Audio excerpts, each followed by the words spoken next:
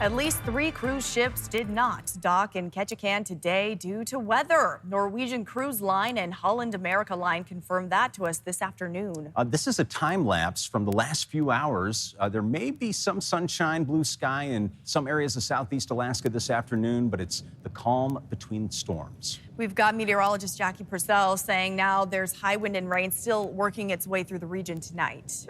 There certainly is, and let's talk about that because there has been a very vigorous fall storm that has impacted the Panhandle. It started late last night, going through early this morning through the afternoon. You can still see that swirl of low pressure over the region as we go into Friday evening. We've had even some wind gusts reported.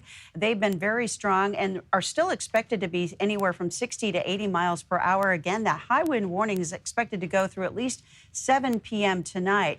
As you take a look at some of those wind gusts, 62 in Sitka, I'm going to tell you also that a lightning strike disabled the automated system at the city of Klawock's water treatment plant, and the city is currently giving crews they're working manually to adjust the system and the backwash to keep that water flowing. Also, some damage to the boardwalk reported at Warm Springs Bay.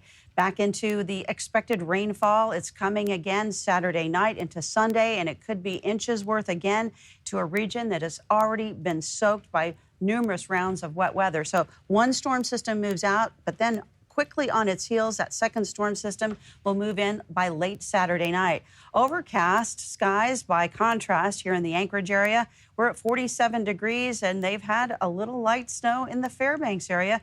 Had temperatures there into the upper 30s. So we'll have more on the forecast coming up a little bit later. But as you can see, there are storm systems and snowfall at the same time hitting different parts of the state of Alaska. All right, Jackie, thank you. We'll check back in with Jackie in just a little bit. A fire broke out in Anchorage early this morning at the Ravenwood condominiums on West 88th Avenue, killing 2 dogs and 3 cats. No people were injured or killed. Our investigative reporter Johnson Kuhn joins us now from the scene. Johnson.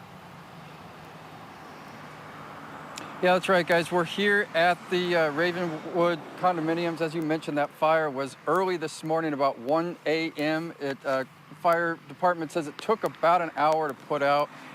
They suspect that it started on an exterior deck and then extended into the second and third floors, but they're still sort of working to figure that out as we speak. As you can see behind me, the damage is very extensive. One of the things that the fire marshal had explained to us that this particular building didn't have any sprinkler system installed, so that led to a lot of the damage that you see now, and even just some of the flower pots here that have melted, a lot of the furniture that's just turned into ash here. I mean, it was a good-sized fire that burned through.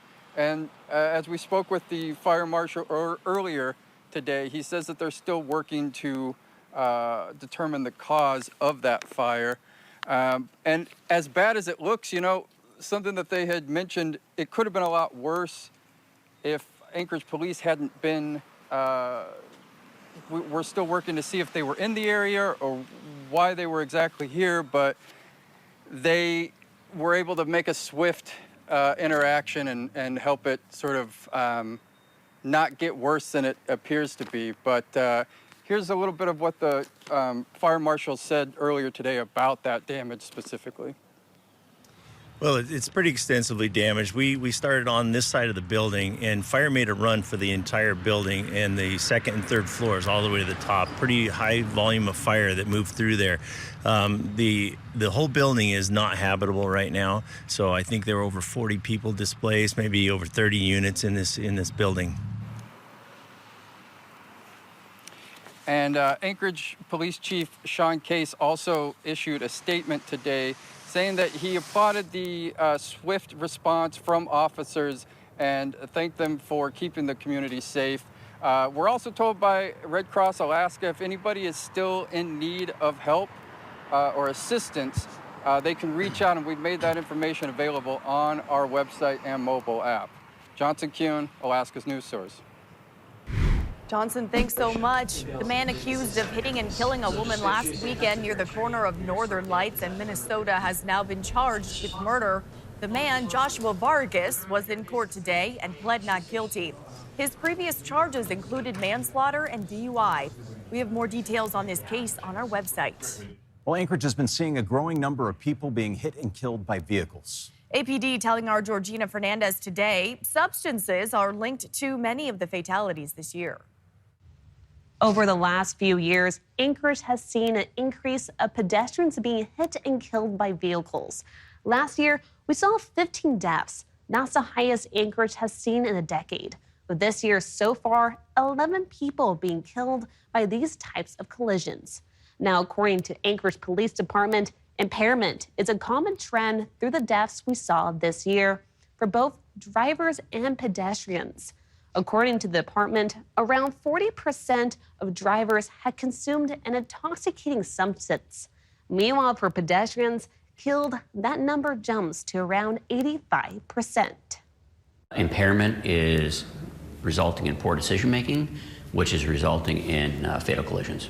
You know, when you go out drinking at a bar, you always want to have a designated driver. If you're going to be walking out on foot, you also want to have one of your friends that's with you that isn't impaired. Since last September, APD has increased its patrol in problem areas of the city where we've seen these types of fatalities. From January to the end of July this year, APD says 44% of their traffic units' discretionary time were spent in these parts of Anchorage, during which APD says they have passed out 254 pedestrian warnings in addition to 242 speeding citations for vehicles. What we know is that speeding vehicles is definitely contributing. Pedestrians crossing where they're not supposed to be crossing. The lighting that we've had over the last year or so with the rain and just lack of snow throughout the winter months also contributes to some of these pedestrian fatalities because it's a little bit difficult to see pedestrians when they step out into the roadway. In addition to enforcement, the department says it's working on community engagement to get the word out on being a safe driver through media and also community meetings. Georgina Fernandez, Alaska's news source. The Anchorage School District says it's planning to close more schools next year as enrollment continues to decline. The district shared that information today at a joint meeting with the school board and Anchorage Assembly. The district says it's been tracking the progress of students who had to switch schools after theirs closed, adding they seem to be doing well. We've been able to demonstrate with ASD data, ASD stories, ASD people that we can close schools and make difficult decisions with compassion and with empathy. And for that reason, for the reasons that I've just described, we will go through this process again. The district will present a suggested list of closures to the school board on October 8th with a possible board vote in mid-November. We also heard in that meeting this morning, next year's budget deficit is projected at $75 million and growing. We have more details on that on our website. And still ahead, an Alaskan is saying she'll drop out of the race for governor if she isn't the top Republican after the first round of ranked choice voting. Yep, those details coming up. So a prospective gubernatorial candidate planning to drop, that is if Bernadette Wilson is not the top Republican in the August 2026 top 4 primary. Our political reporter Will Courtney spoke to Wilson, who said the move is in response to ranked choice voting grievances. Will, tell us, what else did she say? Right. Well, John and Augusta, that's exactly what we heard. And Wilson is pretty clear she's not a big fan of ranked choice voting. And she's gone as far to say that she thinks it's, quote, devised to deceive voters. This pledge she's made to drop out if not the top Republican, and her ask that other Republicans agree to the same, is her way of getting around the ranked choice voting system and potentially making a 4-person primary down to 3 or less. Now, we should say, Alaska has a ranked choice voting system because of voters. And that's because in 2020, voters passed a ballot measure to switch to ranked choice voting, albeit very narrowly, just a little past half voted for it. And an attempted repeal of it has also failed. So here's a little bit of what she told me about her initiative. It's very good. I think it's a good process to establish rules and guidelines right out of the gate and not to be trying to establish them a month before. You know, we're 11 months away from this primary. It is anybody's game. Anybody can raise the money. Anybody can do it. And Will, tell us, we're still a little less than a year away, and there's 11 people running for governor. It's a big pool, and what are they saying about this pledge? Right. So about half of them got back to me, 5 in total. and none outright said they would do her pledge, with several saying it's just too early to commit to something like that. The only one who did was former Attorney General Craig Taylor, who told me he was open to a single Republican choice in November, and he added in a statement his pledge was to unite Republicans after the primary, which, again, still about a year away. All right, more to come. Political reporter Will Courtney, thank you very much. Thanks for listening. Click subscribe so you can get the latest podcast from Alaska's news source automatically. And stay up to date with breaking news and in-depth reporting available for free 24/7 with the Alaska's news source app.